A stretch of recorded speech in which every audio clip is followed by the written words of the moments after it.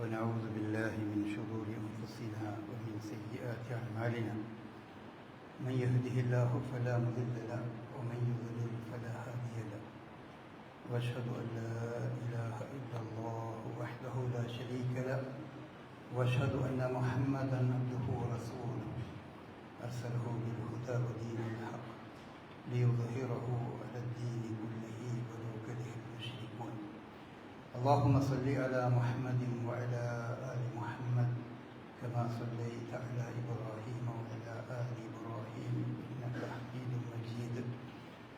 اللهم بارك على محمد وعلى آل محمد كما باركت على إبراهيم وعلى آل إبراهيم إنك حميد مجيد.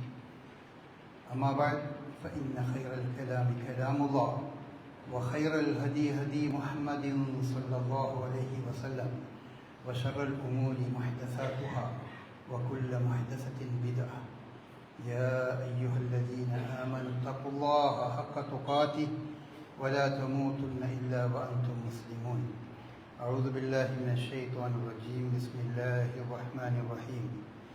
حتى إذا جاء أحدهم الموت قال رب ارجعون لعلي أعمل صالحا فيما تركت كلا إنها كلمة هو قائلها ومن ورائهم برزخ إلى يوم يبعثون. പ്രിയപ്പെട്ട സഹോദരന്മാരെ, സഹോദരികളെ, അല്ലാഹു സുബ്ഹാനഹു വ തആലയുടെ വിധിവിലക്കുകൾ സൂക്ഷിച്ചുകൊണ്ട് അവനോട് ഏറ്റവും തഖ്വയുള്ളവരായി ജീവിക്കണം എന്നുണർത്തുകയാണ്. അല്ലാഹുവിൻ്റെ സന്നിധിയിലേക്ക് നമ്മൾ ഓരോരുത്തരും മടക്കപ്പെടുന്ന സന്ദർഭം സദാ നമ്മുടെ ജീവിതത്തെ ശരിയായ ദിശയിലൂടെ നയിക്കാൻ നമുക്ക് എപ്പോഴും പ്രചോദനമാകണം എന്നുണർത്തുകയാണ്. നമ്മുടെ നാട്ടിലെ ഏവർക്കും പ്രിയപ്പെട്ട ഒരു നേതാവിൻ്റെ മരണം ഈ ആഴ്ചയിലാണ് ഉണ്ടായത്. ഇത്തരം സന്ദർഭങ്ങളിൽ പൊതുവെ എല്ലാവരും ചിന്തിക്കുക അദ്ദേഹത്തിൻ്റെ അല്ലെങ്കിൽ അത്തരം ആളുകളുടെ മരണം കൊണ്ട് നമുക്ക് എന്തൊക്കെ കോട്ടങ്ങളുണ്ട്, എന്തൊക്കെ നഷ്ടങ്ങളുണ്ട്, എന്തൊക്കെ വിടവുകൾ ഇവിടെ സംഭവിച്ചു എന്നുള്ളതാണ് പൊതുവെ ലോകം വിലയിരുത്തുന്നതും ചിന്തിക്കുന്നതൊക്കെ അങ്ങനെയാണ്.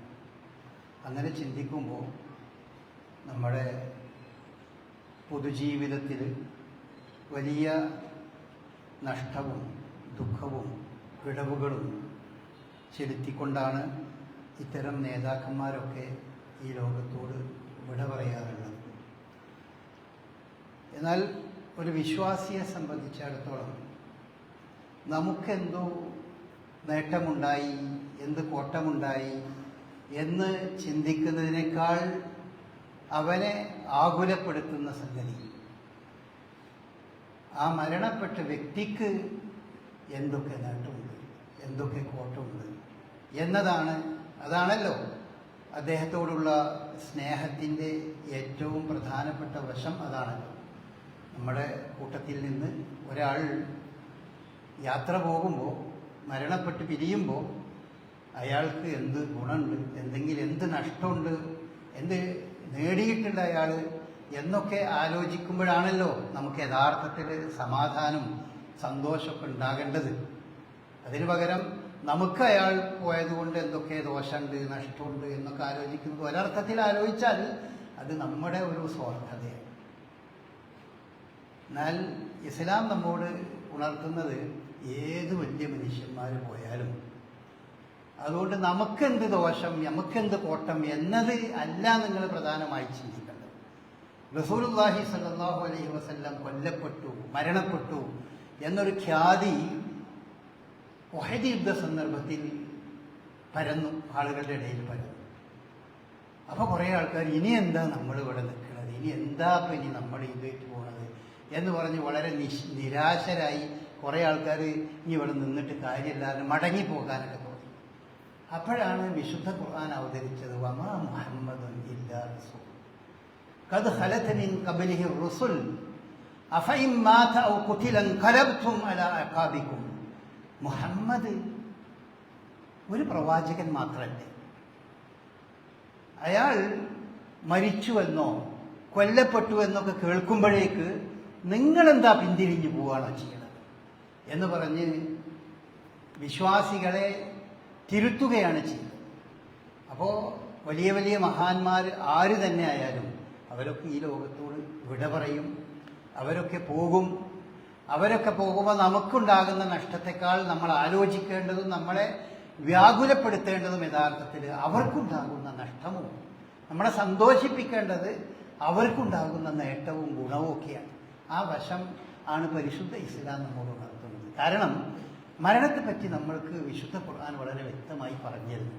ഇത്ര കൃത്യമായി മരണവും മരണത്തോടനുബന്ധമായി ഉണ്ടാകുന്ന കാര്യങ്ങളെയും പറ്റി പറയുന്ന ഒരു ഗ്രന്ഥമേ ഇല്ല, ഒരു വേദഗ്രന്ഥവുമില്ല. ക്രിസ്ത്യാനികളുടെ വേദഗ്രന്ഥമാണെങ്കിലും ജൂതന്മാരുടെ വേദഗ്രന്ഥമാണെങ്കിലും ഹൈന്ദവ സുഹൃത്തുക്കളുടെ വേദഗ്രന്ഥമാണെങ്കിലും അതിലൊന്നും മരണത്തിന് ശേഷം ഇന്ന രീതിയിൽ എന്ന് കൃത്യമായി നമ്മെ പഠിപ്പിക്കുന്ന പറഞ്ഞു തരുന്ന യാതൊരു കാര്യങ്ങളും ഇല്ല.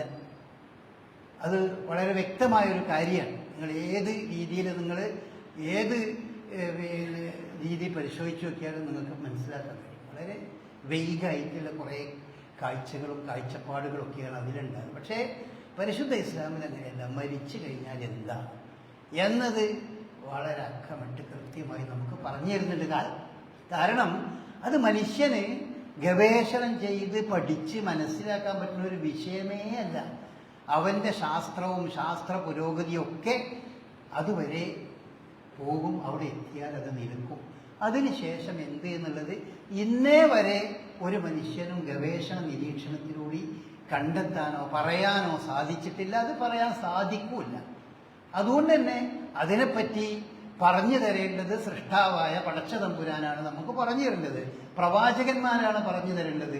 വേദഗ്രന്ഥങ്ങളാണ് പറഞ്ഞു തരേണ്ടത്. ആ വേദഗ്രന്ഥങ്ങൾ അതിനെ സംബന്ധിച്ച് പറഞ്ഞിട്ടുണ്ട്. അതുകൊണ്ട് ഏത് വേദഗ്രന്ഥങ്ങളിലും അത് ഈ മുസ്ലിങ്ങളുടേതായാലും മുസ്ലിങ്ങളല്ലാത്തവരുടേതായും വേദഗ്രന്ഥമായി അറിയപ്പെടുന്നതിലൊക്കെ മരണാനന്തരത്തെ സംബന്ധിച്ച് പറയുന്നുണ്ട്. അതിനെപ്പറ്റി നമുക്ക് പറഞ്ഞു തരുന്നുണ്ട്. എന്നാൽ വേദഗ്രന്ഥമല്ലാത്ത ഭൗതികമായി മനുഷ്യൻ ആലോചിച്ചുണ്ടാക്കുന്ന പ്രത്യയശാസ്ത്രങ്ങളാണെങ്കിലോ അതൊക്കെ മരണത്തിൻ്റെ അടുത്തെത്തുമ്പോൾ നിന്നു പോവാണ്. അവിടുന്ന് അങ്ങോട്ട് എന്താ യാതൊന്നുമില്ല. കുറേ ആളുകൾ ഭൗതികമായി ചിന്തിക്കുന്ന ആളുകൾ പറയും മരണം അത് അവസാനമായ നമ്മളുടെ ഒരു കാര്യമാണ്, അതൊരു ബയോളജിക്കൽ എൻഡ്.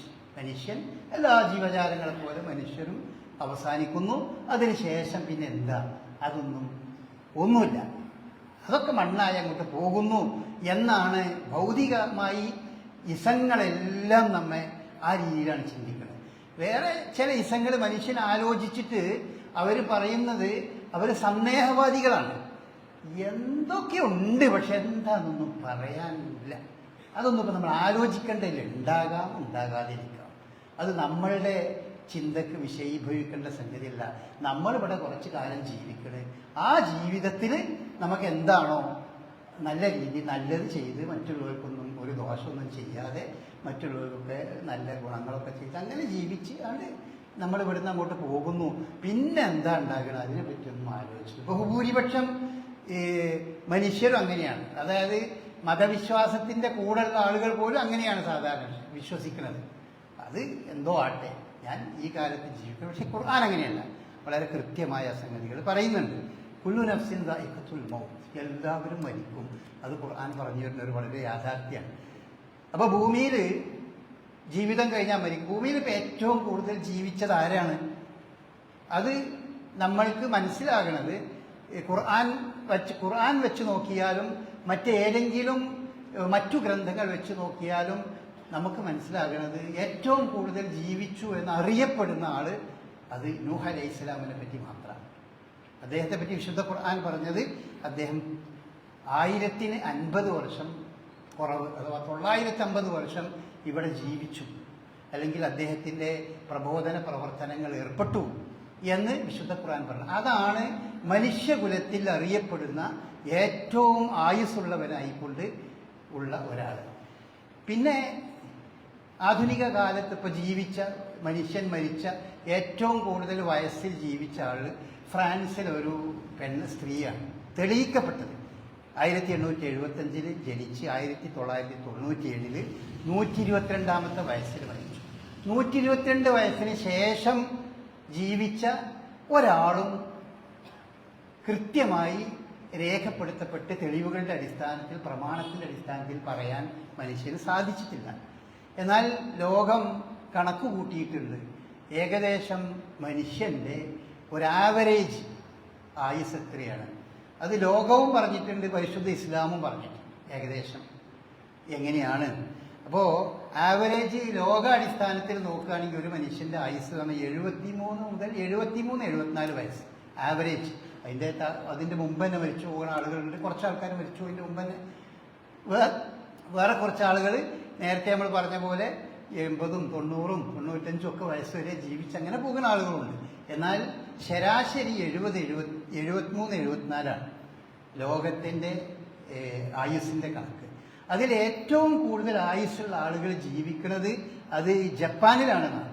അവരുടെ ആയുസ്സിൻ്റെ 84 വയസ്സ്, 84-85 വയസ്സാണ്. അങ്ങനെ ലോകത്തിൻ്റെ ഓരോ രാജ്യത്തും ആ രാജ്യത്തിനനുസരിച്ച് വയസ്സുകളിൽ കുറേ മാറ്റങ്ങളുണ്ടാവും. ഏറ്റവും കുറച്ച് ആയുസ് ഉള്ളത് നമ്മുടെ ആഫ്രിക്കൻ രാജ്യങ്ങളിലാണ്. ഇന്ത്യ രാജ്യം, അതാണ് നമ്മളെ സംബന്ധിച്ചിടത്തോളം ഇന്ത്യയിലെ ആവറേജ് വയസ്സാണ് 70 വയസ്സാണ്. 70 വയസ്സ് ആകുമ്പോഴേക്ക് ബഹുഭൂരിപക്ഷം ആളുകളും ഇവിടെ നിന്ന് പോകുന്നു. കുറച്ച് ആളുകൾ ഇതിന് ശേഷം ജീവിക്കും. അതിൽ ആണുങ്ങളെക്കാൾ കൂടുതൽ ആയുസ്സുള്ളത് പെണ്ണുങ്ങൾക്കാണ് ആയുസ്സുള്ളത്. നബി സല്ലല്ലാഹു അലൈഹി വസല്ലമ വിഷയത്തിൽ എന്താ പറഞ്ഞത്? നബി സല്ലല്ലാഹു അലൈഹി വസല്ലമ പറഞ്ഞത്, മുഹമ്മദ് നബി സല്ലല്ലാഹു അലൈഹി വസല്ലമയുടെ ഉമ്മത്തിന്റെ ആയുസ് എന്ന് പറയുന്നത് അഅ്മാറു ഉമ്മത്തി മാ ബൈന 60 ഇല 70, 60 മുതൽ 70 വരെയാണ് ഉമ്മത്ത് മുഹമ്മദിന്റെ ആയുസ് എന്നാണ് റസൂലുള്ളാഹി പറഞ്ഞത്. എന്നിട്ട് വഖല്ലുഹും മൻ യജൂസു ദാലിക, അതിനപ്പുറത്തേക്ക് കടന്നു പോകുന്നവർ ആപേക്ഷികമായി കുറച്ച് മാത്രമേ ഉണ്ടാവുള്ളൂ. അങ്ങനെയാണ് റസൂലുള്ളാഹി സ്വല്ലല്ലാഹു അലൈഹി വസല്ലം പറഞ്ഞത്. സഹാബാക്കളുടെ ചരിത്രം നമ്മൾ പരിശോധിച്ച് നോക്കുകയാണെങ്കിൽ അതൊക്കെ ഏകദേശം ഈ കാലയളവിൽ അവരൊക്കെ ഈ ഭൂമിയിൽ നിന്ന് മരിച്ചുപോയി. അതായത് 70-ന് ശേഷം ജീവിച്ച ആളുകളുണ്ട് സഹാബാക്കളുടെ കൂട്ടത്തിൽ. സഹാബാക്കളുടെ കൂട്ടത്തിൽ ഏറ്റവും കൂടുതൽ ജീവിച്ചത് അനസ് ബിൻ മാലിക് റളിയല്ലാഹു അൻഹു. അദ്ദേഹം 103-ാം വയസ്സിലാണ് മരിച്ചത്. നബി സല്ലല്ലാഹു അലൈഹി വസല്ലമയുടെ ഭാര്യമാരുടെ കൂട്ടത്തിൽ ഏറ്റവും കൂടുതൽ ജീവിച്ചത് സഫിയ റളിയല്ലാഹു അൻഹയാണ്. അവർ ഏകദേശം ഒരു 100 വയസ്സ് വരെ അവർ ജീവിച്ചിട്ടുണ്ട്. അതുപോലെ നബിയുടെ ഭാര്യമാരുടെ കൂട്ടത്തിൽ ഏറ്റവും അവസാനം മരണപ്പെട്ടത് അത് ഉമ്മു സലമ റളിയല്ലാഹു അൻഹയാണ്. അവരൊരു 90 വയസ്സ് വരെ ജീവിച്ചു. അങ്ങനെ എണ്ണി പറയാവുന്ന കുറച്ച് ആളുകളൊക്കെ ഇത് വെച്ച് നോക്കുകയാണെങ്കിൽ ഒരു നബി സല്ലല്ലാഹു അലൈഹി വസല്ലം പറഞ്ഞത് ഉമ്മത്ത് മുഹമ്മദിൻ്റെ ആയുസ് 60-ൻ്റെയും 70-ൻ്റെയും ഇടക്കാണ് എന്നാണ്. അപ്പം നമ്മൾ മനസ്സിലാക്കേണ്ട ഒരു സംഗതി, ഇപ്പം 70 വയസ്സൊക്കെ കഴിഞ്ഞാൽ പിന്നെ നമ്മൾക്ക് ഇനി കിട്ടുന്നതൊരു ബോണസായിട്ട് തന്നെ നമ്മൾ മനസ്സിലാക്കണം. പിന്നെയും ജീവിക്കുന്ന ആളുകളുണ്ടല്ലോ നമ്മളെ കൂട്ടത്തിൽ. 70 വയസ്സും 80-ഉം ഒക്കെ കഴിഞ്ഞു പോകുന്ന ആളുകളുണ്ട്, ധാരാളം ആളുകളുണ്ട്, ആണുമുണ്ട് പെണ്ണൊക്കെ ഉണ്ട്. അപ്പം അവർക്കൊരു ബോധമുണ്ട്, ഉണ്ടാകണം. വിശുദ്ധ ഖുർആൻ സൂറത്ത് ഫാത്തിറിൽ ചോദിക്കുന്നുണ്ട്, അവലം നുഅമ്മിർകും മാ യതദക്കറു ഫീഹി മൻ തദക്കറ വജാഅകുമുൻ നദീർ. അല്ല, പരലോകത്ത് പടച്ചോൻ ഈ ദൗർഭാഗ്യവാന്മാരായ ആളുകളോട് ചോദിക്കുന്നൊരു ചോദ്യമാണ്, നിങ്ങൾക്ക് ആലോചിച്ച് ചിന്തിക്കാൻ മാത്രമുള്ള ആയുസൊക്കെ അവിടെ ദുനിയാവിൽ നിങ്ങൾക്ക് നൽകിയിട്ടില്ലേ?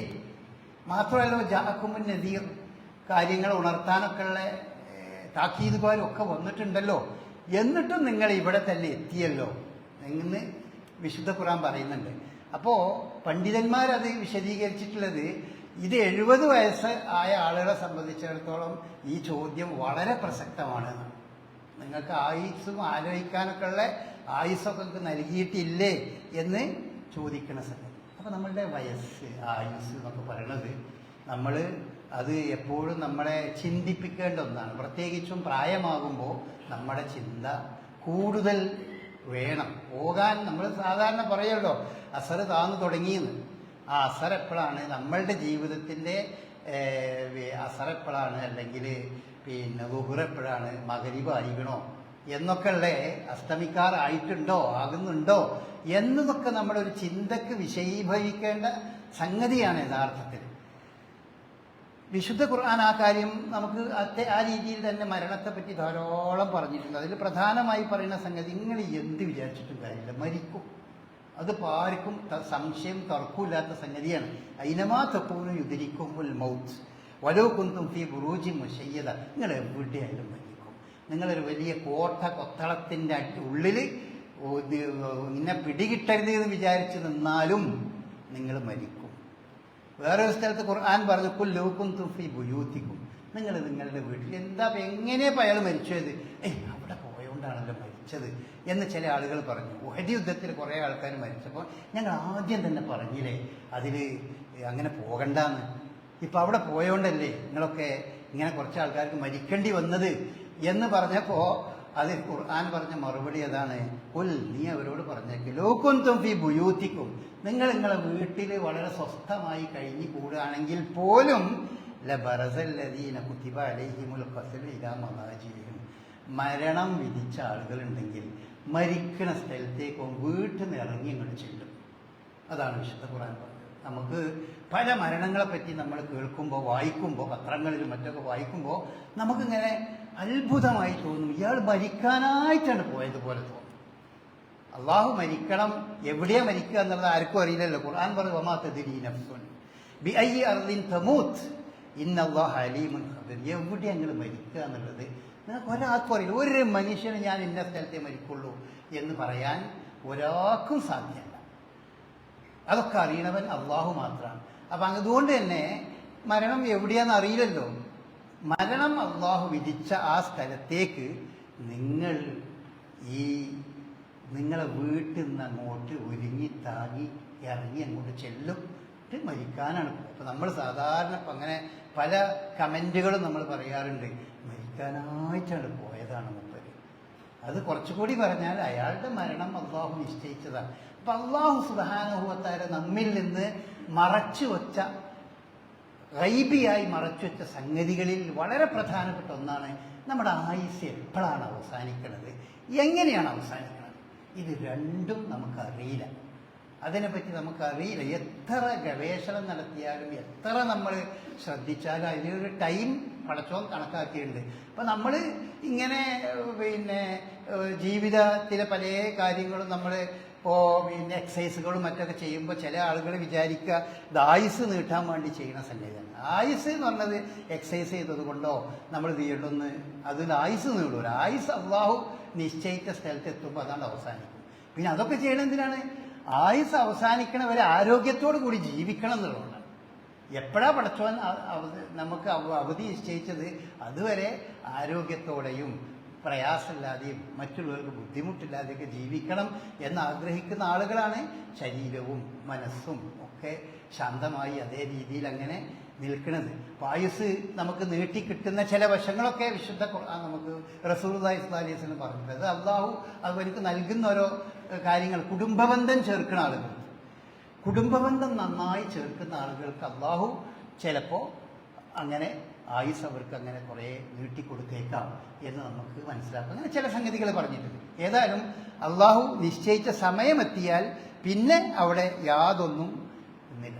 പിന്നെ ഖുർആൻ നമുക്ക് പറഞ്ഞു തരുന്നത് ഈ മരിക്കുന്ന സമയത്ത് നടക്കുന്ന സംഗതികൾ കുറച്ച് പറയുന്നുണ്ട്, വളരെ കൃത്യമായി പറയുന്നത്. അതാണ് ഞാനിവിടെ ഓതിയ ആയത്തിൽ പെട്ട ഒന്ന് സംഗതി അതാണ്. ഇത് ഹത്താ ഇദാ ജാഅ അഹദഹുമുൽ മൗത്ത്. ഒരു 3-4 കാര്യങ്ങൾ മരിക്കണ ആ ടൈമിൽ മനുഷ്യന് സംഭവിക്കുന്നത് ഖുർആൻ പറയുന്നു. എന്താണെന്ന് വെച്ചാൽ ഹത്താ ഇദാ ജാഅ അഹദഹുമുൽ മൗത്ത്, നിങ്ങളിൽ ആർക്കെങ്കിലും മരണം വരുമ്പോൾ കാല അവൻ പറയും റബ്ബിർജിഊൻ, പടച്ചോനെ ഒരു മടക്കം തരണേ എന്ന് പറയും. എല്ലാവരും പറയും. അതാണ് ഇവിടെ ദൈവമല്ല, മനുഷ്യൻ നമ്മൾക്ക് ഭൗതികമാണെന്ന് പറഞ്ഞവരും അതുപോലെ തന്നെ തോന്നിയ പോലെ ജീവിച്ചവരും എല്ലാ മനുഷ്യരും മരണം കെട്ട് മുന്നിൽ കാണുന്ന ഒരു ഘട്ടെത്തുമ്പോൾ അവർ പറയും റബ്ബിർജിഊൻ, പടച്ചോനെ എനിക്കൊരവസരം നൽകണം, ലഅല്ലി അഅമലു സ്വാലിഹൻ ഫീമാ തറക്തു, ഇതുവരെ ഞാൻ ചെയ്തിട്ടില്ലാത്ത കുറച്ച് നന്മകൾ ഞാൻ ചെയ്യട്ടെ, ഒരു അവസരം കൂടി എന്ന് പറയും. അത് 2-3 സ്ഥലത്ത് ഖുർആൻ പറഞ്ഞിട്ടുണ്ട്. ഒരവസരം കൂടി എന്ന് എല്ലാവരും പറയും. നമ്മളത് കേൾക്കണില്ല എന്ന് മാത്രം. നമ്മൾ കേൾക്കണില്ല, എല്ലാ മനുഷ്യരും അത് പറയും ഈ സമയത്ത്. അപ്പം അതിനെപ്പറ്റി അള്ളാഹു പറയണല്ല, നെവർ, അതൊരിക്കലുമില്ല. ഇന്നഹ കലിമത്തുൻ ഹുവ ഖായിലുഹ, അത് അവനങ്ങനെ പറഞ്ഞുകൊണ്ടിരിക്കുന്നൊരു വാക്ക് എന്നതിനപ്പുറം അതിന് വേറൊരു ഫലം ഉണ്ടാവില്ല. അള്ളാഹു ആ ബൗണ്ടറി, ജീവിതം എന്ന് പറഞ്ഞാൽ ആ സക്കറാത്തുൽ മൗത്ത്, അതാണ് കടന്നു കഴിഞ്ഞ ഒരാൾക്ക് പിന്നെ തിരിച്ചു വരവില്ല. അത് തിരിച്ചു വരവില്ലാത്തതാണ്.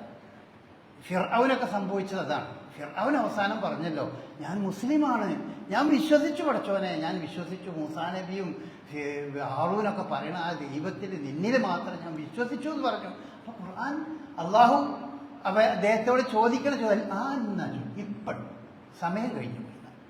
അപ്പൊ ആ സമയം കഴിയുന്ന ആ സന്ദർഭത്തിൽ ഇത് പറയൂ, എല്ലാവരും പറയുന്നതാണ്. എന്നിട്ട് ഖുർആൻ വമിൻ വറാഇഹിം ബർസഖുൻ ഇലാ യൗമിൽ ബാസ്, ഇനി നിങ്ങൾ വീണ്ടും ഉയർത്തെഴുന്നേൽപ്പിക്കുന്നവരെ ഒരു തിരശ്ശീലയാണ്, ഒരു മറയാണ്. അഥവാ ജീവിതത്തിലേക്ക് തിരിച്ചു വരാൻ സാധിക്കാത്ത വിധം മരണത്തിൻ്റെ തിരശ്ശീലക്ക് പിന്നിലേക്ക് നമ്മൾ മറഞ്ഞു പോകുന്ന, പിന്നെ ഇങ്ങോട്ട് മടങ്ങി വരാൻ പറ്റില്ല. പിന്നെ ഇങ്ങോട്ട് മടങ്ങി വരാൻ പറ്റൂല എന്നുള്ളതിനോട് അടിവരട്ട് നമ്മൾ മനസ്സിലാക്കേണ്ട സംഗതി, പിന്നെ ഇവിടെയുള്ള ഒരാളുമായും യാതൊരു കമ്മ്യൂണിക്കേഷനും ഇല്ല.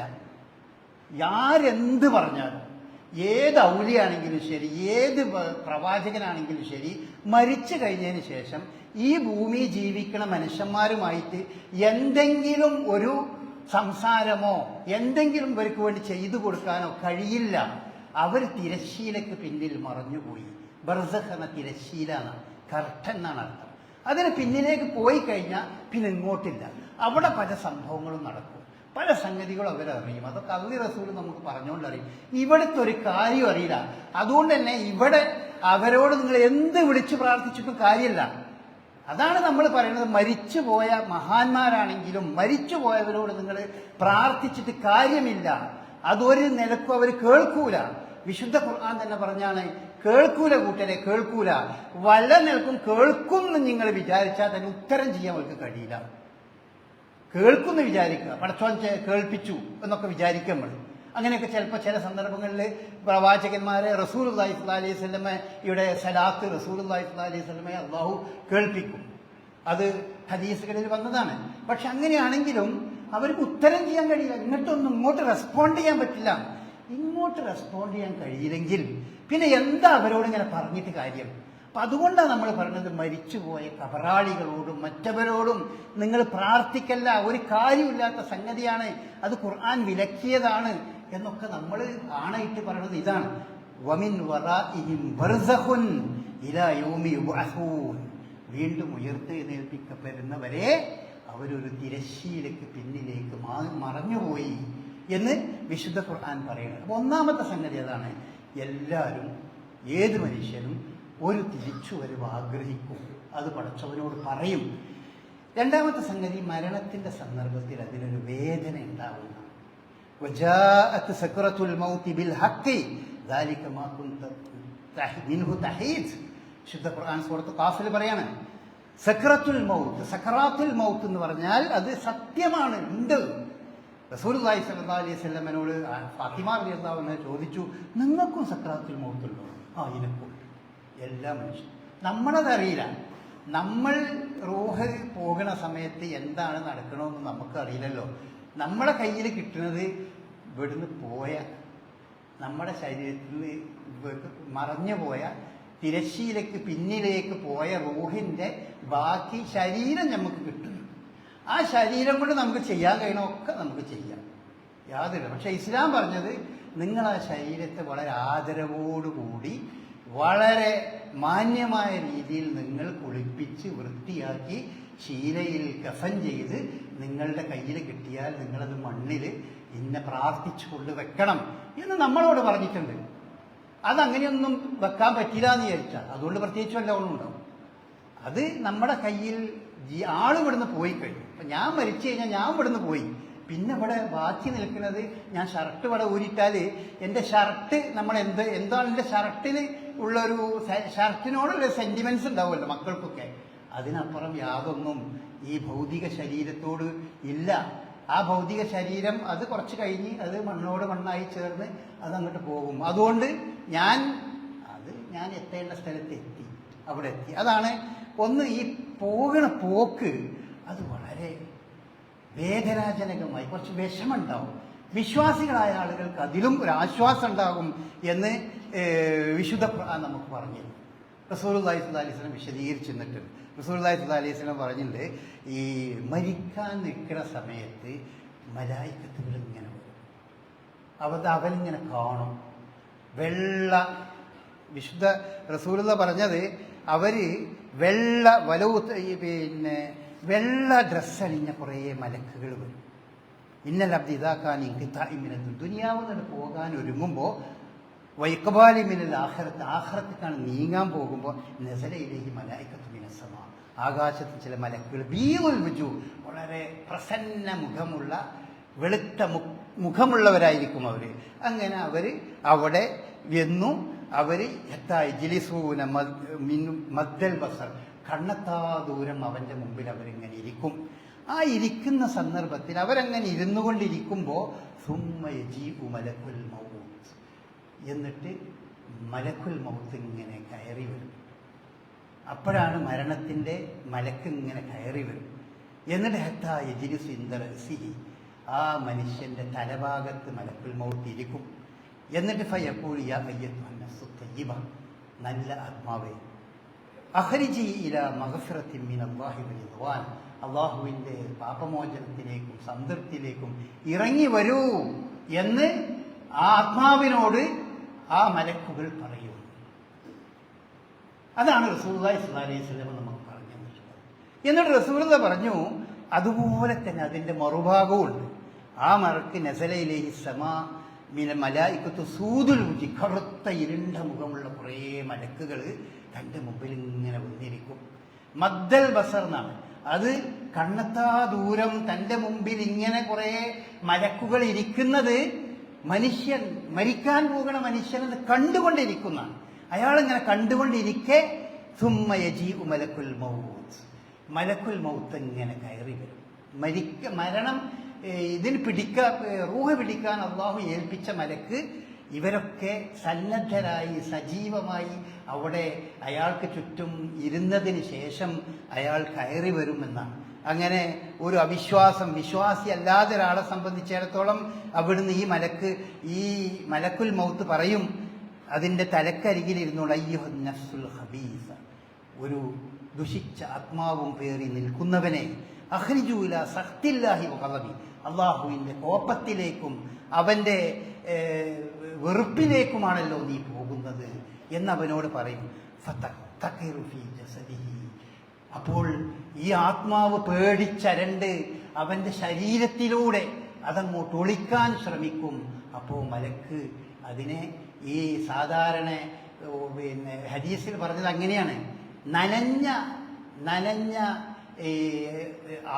ആടിൻ്റെ നനഞ്ഞ രോമം പറിച്ചെടുക്കുന്നത് പോലെ അതിനെ പിടിച്ചെടുക്കുന്ന. അതാണ് വിശുദ്ധ ഖുർആൻ പറഞ്ഞത്, വന്നാസിആതി ഖർഖൻ വന്നാശിതാതി നഷ്തൻ, നല്ല ആത്മാക്കളോട് അതിനോട് വരാൻ പറയുമ്പോൾ അതങ്ങനെ ഇറങ്ങി വരും ആത്മാവ്. അല്ലാത്ത മനസ്സോ വന്നാശിതാതി നഷ്തൻ, അതിനെ പിഴുതെടുത്ത് കൊണ്ടുപോകുന്ന. അപ്പം അതൊക്കെ നടക്കുന്നൊരു സംഭവം. അതൊക്കെ വിശുദ്ധ ഖുർആൻ നമുക്ക് ആ സന്ദർഭത്തിൽ നടക്കുന്ന രണ്ടാമത്തെ സംഭവമായി പറഞ്ഞതാണ്. പിന്നെ മൂന്നാമത്തെ ഒരു സംഭവം എന്നാൽ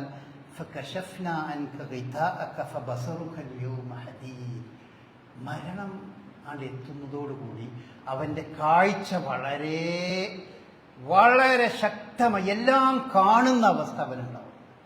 ഏതാണ് ഫകശഫ്ന, കണ്ണിൻ്റെ മൂടി നാം നീക്കി കൊടുക്കും.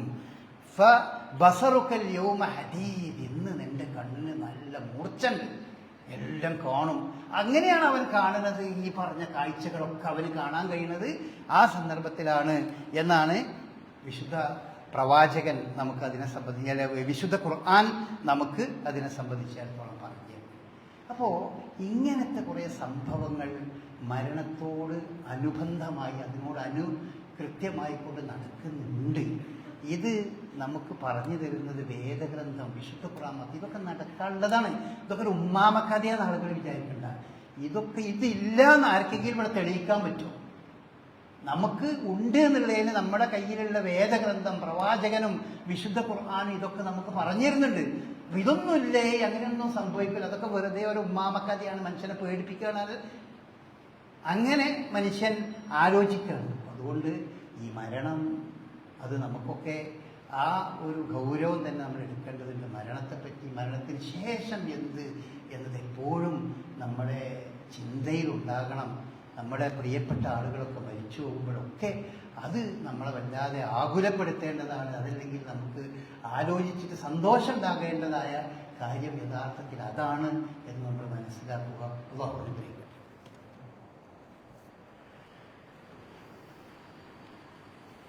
അൽഹംദുലില്ലാഹ് الذي هدانا لهذا وما كنا لنهتدي لولا أن هدانا الله. اللهم صل على محمد وعلى آل محمد كما صليت على إبراهيم وعلى آل إبراهيم إنك حميد مجيد. أما بعد.